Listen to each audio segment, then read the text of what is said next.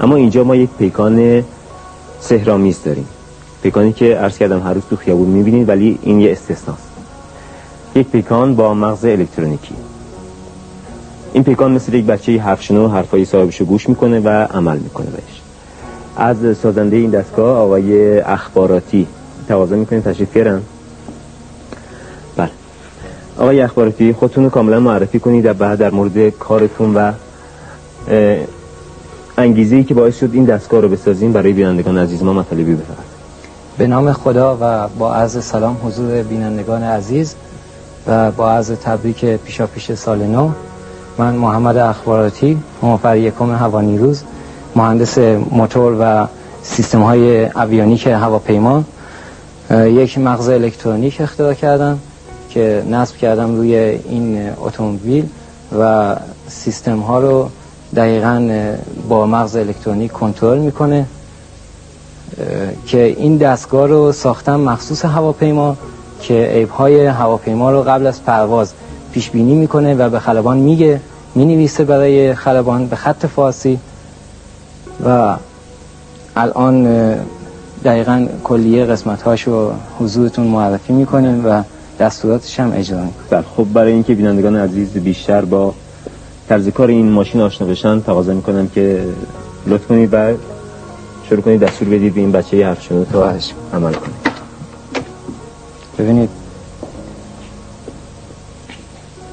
این جلو یک کامپیوتر هست که دقیقاً در ارتباط هست با سیستم های مکانیکی و الکترونیکی اتومبیل که به زبان فارسی با میکروفون بهش صحبت میکنیم و دستورات رو خودش میگیره و اجرا میکنه.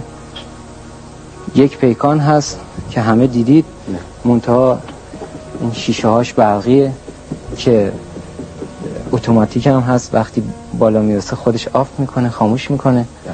در مورد دستوراتی که به ماشین معمولا میدین دستورش بدین؟ مثلا الان من بهش بگم موتور رو روشن بکنه ببینیم چی کار انجام میده. موتور رو روشن بکن.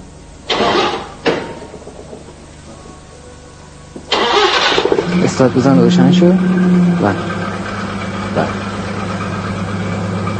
الان بشم بگم خاموش کنه مسلماً به اون خاموش میکنه. ولی خب قبل از اینکه بگین خاموش کنه فکر میکنم روی شیشه اگر آب بریزه اتوماتیکمان این برق‌پاکنش هم اتوماتیک هست. خب حالا ما یکم آب اگه آب بریزیم روی شیشه برق‌پاکن هم خودش اتوماتیک کار میکنه. بفرمایید. آب که میریزیم روی شیشه در مقابل آب حساسیت داره و شیشه رو خودش تمیز میکنه. بعد وقتی که شیشه رو تمیز کرد اتوماتیک خودش میبره پایین و خاموش میکنه. کاملا حرفشنوی داره از آقای اخباراتی. یعنی اگر که من اشتباه بهش صحبت کنم، مثلا به جایی که بهش بگم روشن کن، بگم روشن نکن، هیچ وقت موتور روشن نمیکنه. یا کلمات رو اشتباه یا به صورتی که نهی اون کار باشه بهش صحبت کنیم اجرا نمیکنه. مثلا الان من بهش میگم روشن نکن، ببینید موتور روشن نمیکنه. آقای اخباراتی اگر کسی دیگه غیر از شما هم به ماشین دستور بده بازم گوش میکنه حرفاشو؟ البته میشه این دستگاه رو تنظیمش کرد که برای برای هر کسی که بخواد فرکانس صداشو میتونیم تنظیم کنیم روی کامپیوتر. منتها در همه حال فقط یک فرکانس، یک شکل موج صدا رو رد میکنه توی حافظه. مثلا اگر کنار خیابون باشه یکی بیاد بگه روشن شو، به هیچ وجه این کارو انجام نمیده. و صدای قبلی رو هم خودش پاک میکنه، یعنی از تو بایت های حافظه محو میکنه، صدای جدید رو میبره. مغز الکترونیکی اون در جلو ماشین هم که بهش بگیم باز بکنه برای ما باز میکنه. منتها اون جلو هم خودش میکروفون داره که رادار هست، سرعت ماشین رو کنترل میکنه.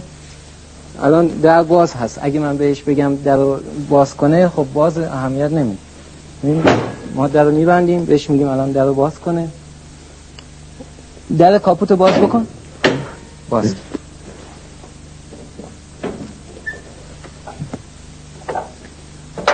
بله اینجا میخونیم مغز الکترونیک اختراع همافر اخباراتی. این مغز الکترونیک هستش که برق 12 ولت ماشین که میبینید از باتری مستقیما وصل شده به ورودی این دستگاه و توسط خروجی هایی که داره کلیه قسمت های مختلف رو خودش کنترل میکنه. فرق این سیستم با سیستم های ماشین های دیگه اینه که برق 12 ولت مستقیما وصل میشه به موتور، به استارتر که خودش از اون طریق دیگه میتونه سیستم های دیگر رو تغذیه کنه. اما این مستقیما اومده وصل شده به مغز الکترونیک و بعد توسط خروجی هایی که داره و خودش تقسیم میکنه و تصمیم میگیره که چه دستگاه هایی رو به کار بندازه یا از کار بندازه، اینها رو کنترل میکنه. صورت هست که سیستم کاملا اتوماتیک هست. اگر که حین حرکت یا در شهر یا خارج از شهر سیستما هر کدوم از کار بیفته، یعنی سیستم مغز الکترونیکش سلول حافظش از کار بیفته، یک دستگاه دیگه ای هست که اون دستگاه رو سیستم رو از حالت اتوماتیک خارج میکنه و به صورت منوالی دستی اجراش میکنه، یعنی به طور عادی به کار میفته. اون وقت در مورد سرعت، به ازای هر 15 کیلومتر سرعت 3 متر با ماشین روبرویی فاصله میگیره. یعنی به طریقی هست که مثلا ما سرعت 60 کیلومتر که بخوایم حرکت کنیم نمیتونیم فاصلمون رو با ماشین روبرویی که همون سرعت رو داره فاصلمون نزدیک کنیم. یعنی 4 تا 15 کیلومتر میشه 4 تا 3 متر، یعنی 12 متر حداقل فاصلش هست با ماشین روبرویی. و اگر ما بخوایم گاز بدیم و سرعت خیلی زیادتر کنیم و بریم نزدیک اون ماشین، خود ماشین موتور خود به خود پس میزنه و اجازه سرعت زیاد شدن رو نمیده، چون یه مقدار خطرناکه تو سرعت بالا فاصله های ماشین کم بشه. کلا قسمت های مکانیکی و الکترونیکی و بایت های حافظش 3800 قطعه هست که 1800 سلول حافظه هست فقط در همین مغز الکترونیک، که این 1800 بایت حافظه خودشون به تنهایی هر کدوم میرن قسمت هایی رو اشغال میکنن از حافظه رو که دستورات اجرا قرار هست بدن. الان به این صورت اجرا میکنن.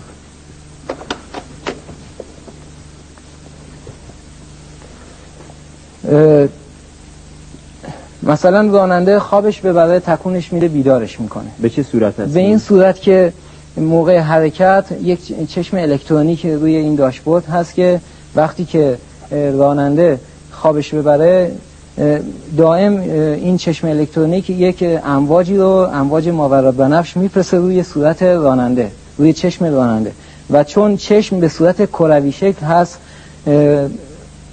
تو هر زاویه به چرخه یه برگشتی داره که برگشتش هم یک چشم دیگه اون جلو هست که میگیره و اگر چشم بسته بشه خود به خود اون برگشت قطع میشه و ماشین به لرزه در میاد و راننده رو بیدار میکنه از خواب. در مورد این که گفتین اگر توی دنده باشه روشن نمیشه، الان ماشین رو میذاریم تو دنده، بهش دستور میدیم ببینیم چه کار انجام میده. الان ماشین تو دنده هست، من به مغز الکترونیک میگم روشن بشه ببینیم چه کار میکنه. اگر که سیستم‌های استحفاظی رو نداشته باشه ممکنه تو دنده استارت بزنه و حرکت کنه و احیانا خطراتی رو به وجود بیاره، ولی این سیستم چون حساب شده هست کارهای دیگه انجام میده، آژیر میزنه، اطلاع میده که مثلا الان ماشین توی دنده هست. موتور استارت بزن، روشن بکن. الان ماشین توی دنده هست، آژیر میزنه که الان بایستی خلاص کنه. بسیار خوب، خلاص میکنه. وقتی که بهش میگم موتور روشن بکن خودش استارت میزنه، موتور روشن میکنه. وقتی که روشن شد توی همون لحظه استارت هم قطع میکنه. یعنی این سیستم کاملا حساب شده هست به خاطر اینکه مثلا زمان مشخص برای استارت زدن. نه، زمان مشخص نمیخواد برای این دستگاه، به خاطر که وقتی که ماشین سرد هست یا گرم هست زمان استارت زدنش یه مقدار با هم دیگه فرق میکنه، ولی این موتور به همون اندازه استارت میزنه که موتور روشن بشه.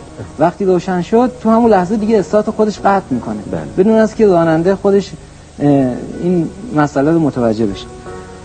استارت بزن، موتور روشن کن. دیدید درست وقتی روشن کرد تو همون لحظه استارت رو قطع کرد. یعنی درست تو همون حافظه که الان اجرا کرده بود. خب کارهای دیگه در مورد کارهای دیگه هم اگر هست خیلی سریع توضیح بفرمایید. مثل اینکه وقت نداریم، لطفاً خاموش کنید به خاطر اینکه صدا. الان بهش میگم مثلا خاموش نکن، خاموش نکن، یعنی گوش نمیکنه، هیچ روشن نکن، فقط کلمات صحیح کلمات رو تشخیص میده. موتور روشن، موتور خاموش کن. دیدید دقیقاً کلمات رو از همدیگه تشخیص میده. آقای اخباراتی، آیا شما کارهای دیگری هم دارید؟ اگر دارید خیلی سریع توضیح بفرمایید چون انگار وقت نداریم. و روی این ماشین الان تلویزیون داره که سیستم‌های تلویزیونش با بقیه فرق میکنه. تلویزیونش خودم ساختم که حین حرکت هم کانالای شبکه رو، کانالای شبکه‌ای که خود فرستنده میفرسته توی حرکت حتی میشه تماشا کرد در هنگام موقع رانندگی. بالاش ساعت هست که در حالت معمولی خاموشه، ولی وقتی که ساعت ماشین رو روشن میکنیم خودش ساعت هم مینویسه، ولی هیچ وقت عقب نمیفته. مثلا وقتی که روشن کنیم ما بینندگان عزیز هم ببینن. الان تلویزیون روشن، کازرانی عبداللهی درگیرم باش برای هرچی کلمه. الان یه مقدار چند ثانیه طول میکشه تا پیکچر بیاد. بله تصویرم داریم اگر بله بینندگان عزیز ما میبینن. مسابقه فوتبالی است که داخل ماشین آقای اخباراتی تلویزیونی کار گذاشته و ما شاهدش هستیم. این ماشین کولر هم داره که به موتور ارتباط نداره و وقتی که موتور خاموش باشه یا روشن باشه کولرش باز دقیقاً به کار میفته. چون مستقل از موتور هست و فشار روی موتور نمیاره و با گاز فریون 22 کار میکنه که الان میتونید ببینید.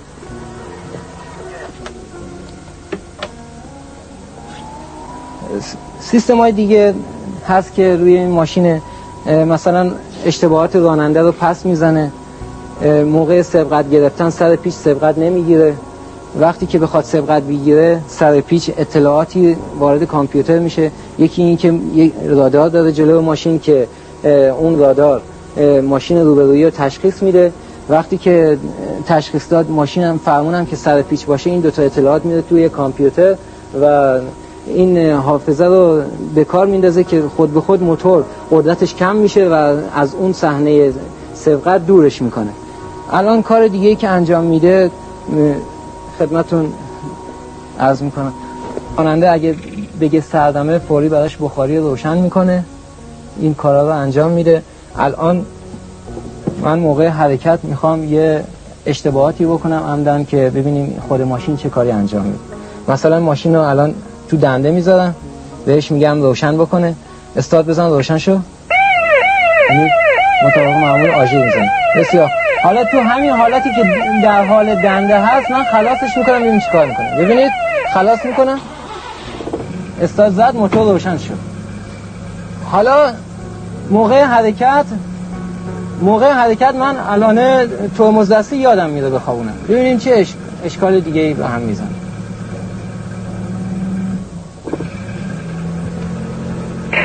ببینیم الان بازم آژیر میکشه. اطلاع میده که ماشین مثلا الان تو دنده هست. ببینید تا آخرین لحظه تا ترمز دستی خوابیده نشه ماشین حرکت نمیکنه. خب آقای اخباراتی آخرین سوالم اینه که این وسیله، این مغز الکترونیکی آیا میتونه در دسترس همه قرار بگیره یا نه؟ همه میتونن از این مغز الکترونیک استفاده کنن. هزینه این چقدر هست؟ هزینهش تو خط تولید بره حدود 4000 تومان بیشتر نمیشه.